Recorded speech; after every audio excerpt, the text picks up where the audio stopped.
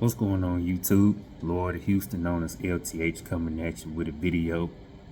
So as you can see, I know it's preseason, but it's good to know after a long off season, which I believe that went by pretty fast, and since it's now Saturday, it's good to see that Texans football is officially coming back. As they set to take on the New Orleans Saints at NRG Stadium at 7 p.m. Central. And it's preseason, so let's talk about it. Well, and I understand Kyle Allen has caught COVID, which sucks, so we won't be seeing him in action. Though there are some things that I want to keep an eye on, not just in week one, but throughout the duration of preseason before week one when they take on Indy at home.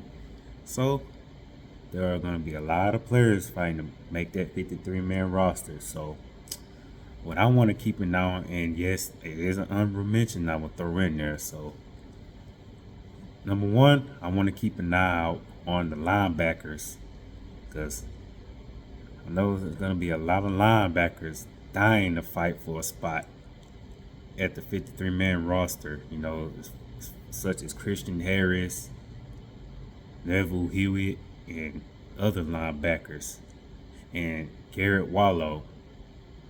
That's what I want to see how the linebackers are going to fare in run defense and coverage and everything. See how they fare. Number two is the offensive line, interior O-line at that. Since I have a feeling that the right guard position is pretty much uncertain who's going to start there. So I have a feeling, in my opinion, could be wrong, but I have a feeling that that spot's going to be up for grabs. Now, as far as left guard, well, I'm kind of not sure about who's going to start there either, but I want to keep an eye on that one as well. AJ Cann or Kenyon Green could start right at left guard, but as I understand that Max Sharpen won't be playing, and a few more linemen that may not see action with Saturday, which is today. And of course, got to keep an eye out on Davis Mills, because I can see him getting some action, so get him some reps in to see how he does, and could see him out for a series or two. If he does well, he does well. If not, then there are some few things that he must work on. And of course, I'm looking forward to see how that D-line fares well. All sides of the ball with that, as far as the safeties. Want to see Jonathan Owens solidify that safety spot, since Jalen Petrie is going to be likely the starting safety. He's going to be replacing Justin Reed, who's now a Kansas City Chief, but Petrie's likely going to be on that starting safety. Now it's just up to Jonathan Owens to solidify that safety position and see how he fares. And yeah, there were talks about Dameon Pierce possibly being running back one.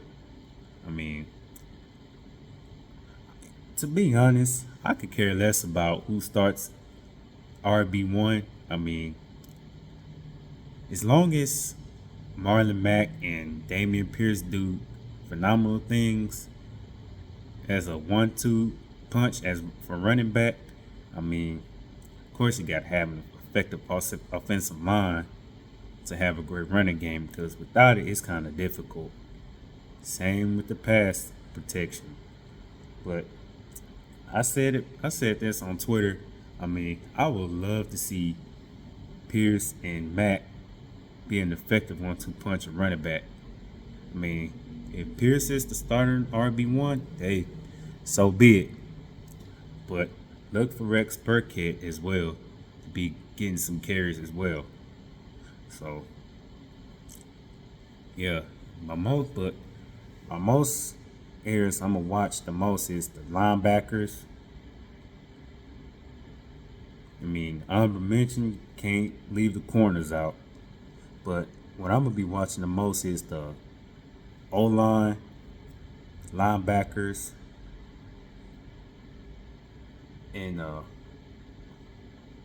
wide receiver slot receiver area, because it's understandable that John Michie won't play this year because of him being diagnosed with cancer, which sucks. But his health comes before anything, which is a lot bigger than just football. So sucks he won't play in 2022, but they did manage to sign Chester Rogers to a 1-year deal. So looking forward to see how he fares along with the other receivers trying to make the team as a slot receiver.